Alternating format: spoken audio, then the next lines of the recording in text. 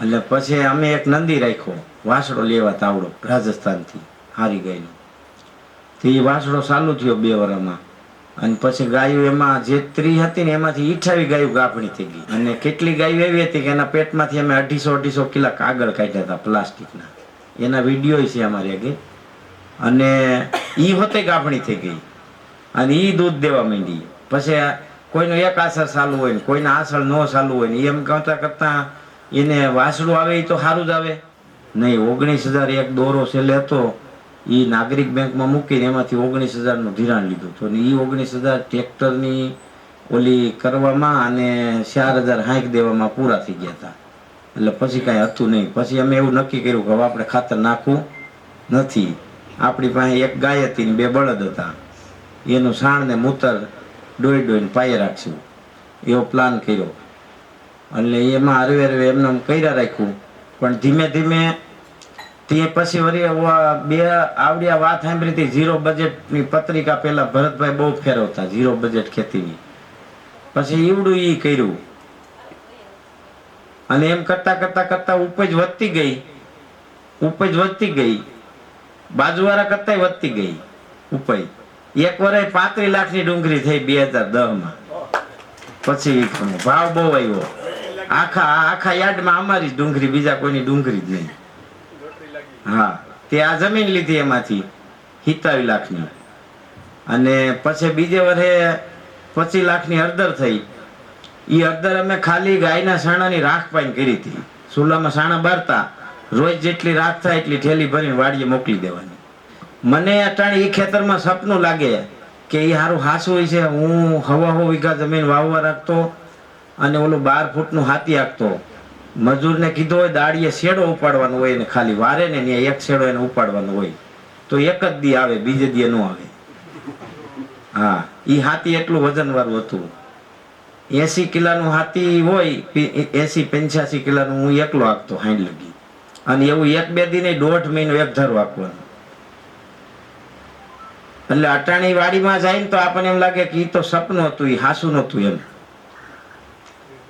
હા, પણ ખરેખર એ જીવન પછી ઘણું બધું શીખવાનું મળ્યું. કે આમ અટાણે આપણે એમ થાય કે આમ ઘણા એમ કે તો તમે બહુ હેરાન થયા, પણ ખરેખર છે ને એ હેરાનગતિ નથી. એ અમારું ઇન્વેસ્ટમેન્ટ છે. એમાં અમારું ઘડતર થયું. એમાં અમને નવા રસ્તાઓ મળ્યા અને એમાંથી સર્જન થયું. એટલે સર્જનની શરૂઆત છે ને બહુ કઠણ હોય, અતિશય કઠણ હોય. એટલે આપણે એવું વિચારતા હોય, ઘણા મારી પાસે આવતા હોય કે અમારું ઘી વેચી દો ને, અમારી પાસે મગ પડ્યા છે વેચી દો ને, અમારી પાસે ઘઉં પડ્યા છે વેચી દો ને. અહીંયા આપણે આવ્યા, આમાંથી કેટલાના ઘરમાં ફેસબુક ને વોટ્સઅપ નથી વાપરતા? એવા ઉસ વાત કરો. ન વાપરતા હોય કોઈ દી, ઘરમાં કોઈ ન વાપરતા હોય એવા છે કોઈ? હે, કેટલા જણા એવા છે ફેસબુક, વોટ્સઅપ અને યુટ્યુબ, ગૂગલના માધ્યમથી પોતાની સંપૂર્ણ પ્રોડક્ટ છાતી કાઢીને વેચી નાખે છે. એવા કેટલા એવા ઉસ વાત કરે કે એને ઘટતું હોય વરહે, એનું નામ કર્યું કહેવાય. અને આ બધાને અભિનંદન અને મારા વંદન. કારણ કે પેલા તો હું આ વાત કરી દઉં કે આ સંસ્થાનું નિર્માણ કેમ થયું. પછી છે ને માણસો બહુ આવવા માંડ્યા. આ છાપામાં ટીવીમાં આવ્યું ને ડુંગળીનું, એટલે અમે તો મજૂરી કરવા વાળા માણા હતા. પછી માનો 2 જાય ને 3 આવે, 3 જાય ને 5 આવે, 5 જાય ને 20 આવે, તો આખો દી બાયું રોટલા ખેડવા મારીએ અને અમે એને સમજાવવામાં રહીએ. પછી તો અમને એમ થયું કે આ તો સારું બહુ ખોટું થયું. એટલે અમે નક્કી કર્યું કે મહિનામાં 4 દી રાખવાના. પેલા 3 દી રાખ્યા હતા. મહિનામાં 3 દી રાખવાના, 2500 રૂપિયા પૈસા લેવાના, ખાવાના, હોવાના. પછી એક નિશાળ અમે ભાડે રાખતા. ત્યાં કાંઈ અમે પોતે ભાડે રહેતા, એટલે અમારી પાસે બીજું કઈ હતું નહીં. પૈસા આવ્યા હતા 35 લાખ, તેમાં જમીન લઈ લીધી હતી. એટલે અમે તો પાછા એવા ને એવા હતા એમ. પછી એશિયાટિક કોલેજમાં અમે રાખતા, તો એ મેચનો ખર્ચો ને બધું કરી રહી ને ત્યાં ઘટે પૈસા. મહિને 30,000, પછી 30,000 પાછા આમાં ઘટે. એટલે એવડે એમાં સક્સેસ ન થયા. પછી હરવે અમે, અમારી પાસે ગાયો હતી 1-2, હજી ઓલી દૂધ નો દે એવી, એક દૂધ દે એવી હતી. પછી અમે સાણ ને મૂત્ર પાતા, એટલે અમને એમ લાગ્યું કે આ તો આપણે કાંઈ દૂધની જરૂર નથી, સાણ ને મૂત્ર જ જોઈશે. એટલે અમે ગાયું કેવી લાગતા, ગાય ટોપ ક્લાસ હોય, હારામાં હારી બ્રીડ હોય, જે જૂનવાણી રાજા મહારાજાઓ પાસે હતી એવી. એના આસળ બંધ હોય કે વિહાતી નો હોય, એવી, એટલે અમને મફત મળી જાય ગાય. પછી એમ કરતાં કરતાં એવી ગાયું થઈ ગયું 30. એટલે પછી અમે એક નંદી રાખ્યો, વાસડો લેવા તાવડો રાજસ્થાનથી હારી ગાયનો. તો એ વાસડો ચાલુ થયો 2 વર્ષમાં. અને પછી ગાયું એમાં જે 30 હતી ને એમાંથી 28 ગાયું ગાભણી થઈ ગઈ. અને કેટલી ગાયો એવી હતી કે એના પેટમાંથી અમે 250 કિલા કાગળ કાઢ્યા હતા પ્લાસ્ટિકના. એના વિડીયો છે અમારે આગળ.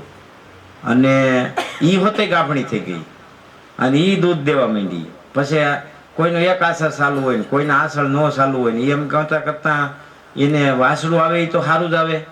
ગાયમાં માનો 2 આસળ બંધ હોય તો 2 આસળ બંધવાળી વાસળી ન આવે.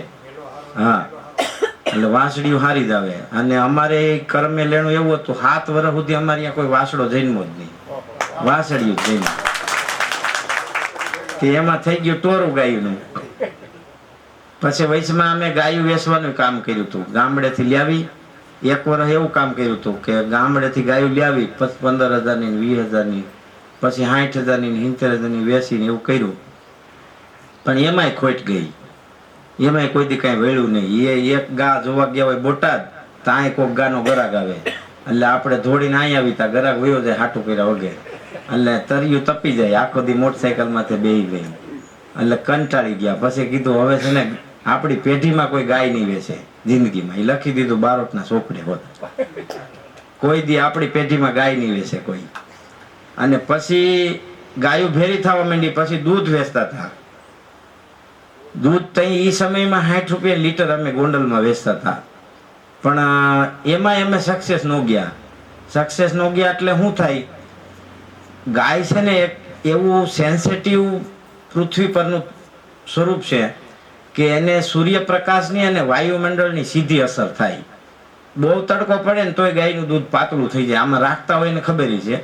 બહુ ટાઈટ પડે ને તોય ગાયનું દૂધ પાતળું થઈ જાય. તમે માંડવીનો પાલો ખવડાવતા હોય હુકલ કાંઈ અને સીધો તમે લીલું નાખો મકાઈને એટલે દૂધ તરત પાતળું થઈ જાય. એટલે દૂધમાં ડાયરેક્ટ ફેર આવે. હવે આપણે એમાં કાંઈ ભેળવતા ન હોય એટલે પર્સન્ટેજ લેવલ કરેલા હોય નહીં. એટલે જેવો ફેર અહીંયા આવ્યો હોય એવો ગરાકની ઘીરે જાય. એટલે બાયું કાયમ હરાબ દેવાનું જ કામ કરે કે તમારું ક્યાંય ભરાતું નથી, તમે આજે આટલું પાણી નાખ્યું ને આટલું પાણી નાખ્યું. સારું, એ તોય અમે 2 વર્ષ સહન કર્યું, 3 વર્ષ સહન કર્યું. કારણ કે આપણે રાતે પાણી વારવાનું હોય તોય મારે, દિવસનું હલ રાખવાનું હોય તોય મારે, ગાયું દોવાની મારે, ગાયોની નીણ વાટવાની મારે, વાહિદું કરવાનું મારે, દૂધ ભરવા જવાનું મારે. છોકરા અમારા હતા એ સમયમાં વરસદીના અને 2 વર્ષના ને એવા.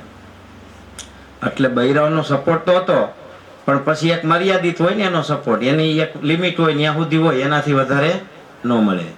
પછી એનું અમે વ્રત લઈ લીધું.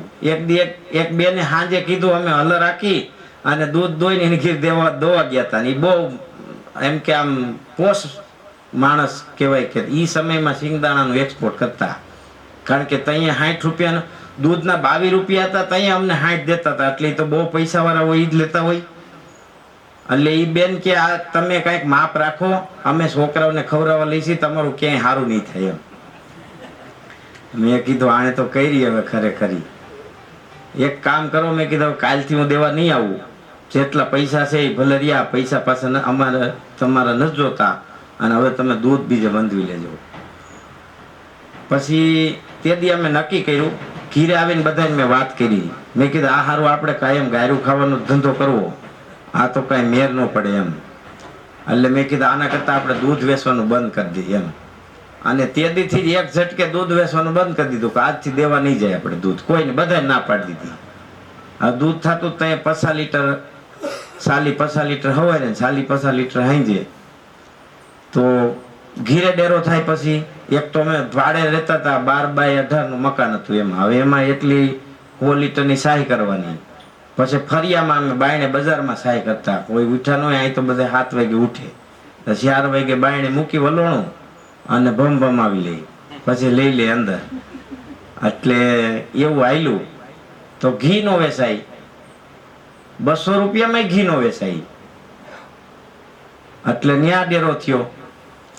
પછી અમે એનું નસ્ય ને એવું બનાવ્યું, પંચગવ્ય ને એવું હરવે ચાલુ કર્યું. અને એ બધું ચાલુ કર્યું ને તો ફોન બહુ આવે. ઓલા ટ્રેનિંગ માટે ફોન આવે, પ્રોડક્ટ માટે ફોન આવે, બધું મારા એકના છોકરા નાના, મારી એક પાસે જ ઘરમાં મોબાઈલ, બીજા કોઈ પાસે ફોન નહીં. એટલે એ બધું મારે હેન્ડલ કરવાનું, ખેતી કામ કરવાનું. પછી કોક થોડા ઘણા ઓર્ડર આવ્યા હોય એ પેક કરી અને પોસ્ટ ઓફિસમાં દેવા જવાનું સાયકલ લઈને. એટલે કામ થઈ ગયું સારું અઘરું. હા, પછી બહાર કાર્યક્રમો હોય ત્યાં જવાનું. એટલે પછી અમે એક ગદાધર દાસી કરીને માળા મળ્યા, હમણાં હું મુલાકાત કરાવીશ. એને એક વેબસાઇટ બનાવી દીધી. એ કે આમાં એને બધું ભરી દીધું, અમને કંઈ આવડતું નહોતું. પછી મેં વળી કોમ્પ્યુટરના ક્લાસ રાખ્યા, ઇંગ્લિશના ક્લાસ રાખ્યા. 6 મહિના એમાં થોડીક મહેનત કરી, ખાલી એટલી ખબર પડવા માંડી કે આ કોમ્પ્યુટરમાં આમ ઓર્ડર આવે એટલે મેલ આવે. પછી એટલું કામ હળવું થઈ ગયું. તો એ પૈસાનું મને આવડે નહીં એટલે પૈસાનું ભૂલાઈ જાય. ગ્રાહકે પૈસા દીધા કે નહીં એવી ન ખબર પડે, ખાલી ઓર્ડર આવ્યો એટલી ખબર પડે. એટલે હરખમાં એ નાખી આવી. પણ આજ સુધીમાં અમારા કોઈ દી 1 રૂપિયો ખોટો નથી થયો. પછી વલોણા છે ને એવા હતા ઓલા દેશી પ્લાસ્ટિકના. પછી હરવે મહેમાનો વિઝિટમાં આવે એમને વધતું ગયું, વેબસાઇટ બનાવી. પછી એમ કરતા આગળ વધતા ગયા.